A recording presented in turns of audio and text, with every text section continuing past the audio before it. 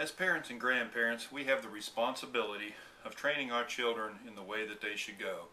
Proverbs 22, verse 6. This way, of course, is the right way.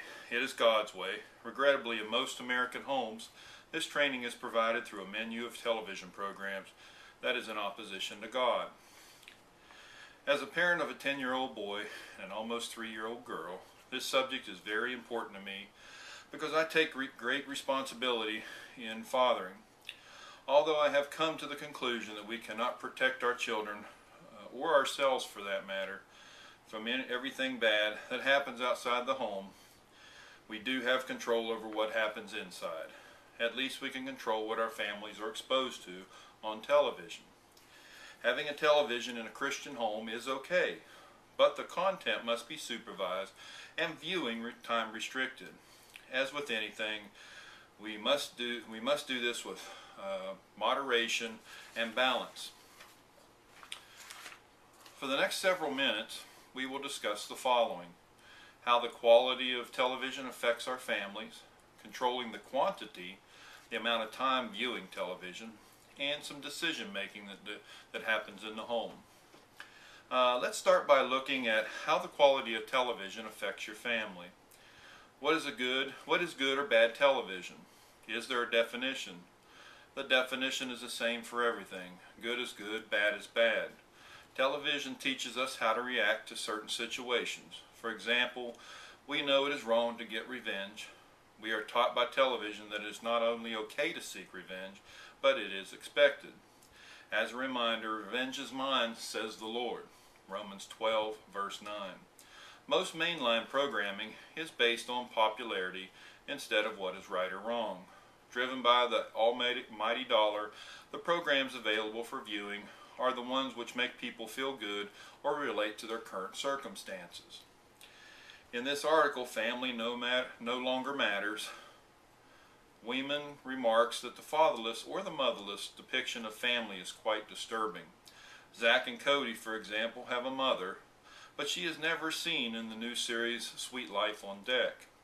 Dad is only seen a couple of times, but he is depicted as powerless. These kids do whatever they want, and they do it on a cool ship. And from the same article, Hannah Montana is another example of where mom is missing and dad is just Hannah's manager. He never is shown being a father, even though that is what he is called. Now that we've looked at quality, let's discuss quantity. Too much television is not good for anyone, especially children who are impressionable. Some can actually become addicted, just like to drugs.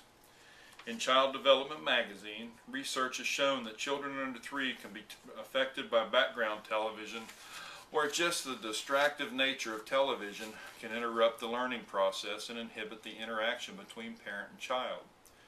Is cold turkey an option? Stopping television viewing altogether is an option, but you are basically cutting off your nose to spite your face. It is about making good choices in TV viewing, not quitting altogether. In moderation, is moderation just a compromise? Of course not. You're always heard that too much of any good thing isn't good for you at all. The same applies to television viewing. Scientific America printed an article where survey participants commonly reflect that television has somehow absorbed or sucked out their energy, leaving them depleted. They saw that they had more difficulty concentrating after viewing than before. In contrast, they rarely indicate such difficulty after reading. After playing sports or engaging in hobbies, people report improvements in mood. After watching TV, people's moods are about the same or worse than before. Excessive TV viewing has its ill effects. Behavioral Intervention states in Article 21 that if budgeting your TV time is a problem, TV allowances can be purchased for approximately $100. They can be programmed to cut off the power at a predetermined amount of time. Now that you've heard a little about the pros and cons of television, it is now decision time. What is the right choice? Cutting back a little and controlling the content of what your family views? Just like Adam in the garden, he had a choice to make. The wrong one or the right one. Your family is your responsibility, so choose wisely. Develop a sound plan that all the family can live with. Pray about it, and then set parameters for whatever shows can be watched, when, and where. As you can see, there exists a need to control the content and time your family watches TV. It's okay to have a TV, and it's okay to watch it. But the content must be supervised and the viewing time restricted. As with anything, we must exercise moderation and balance.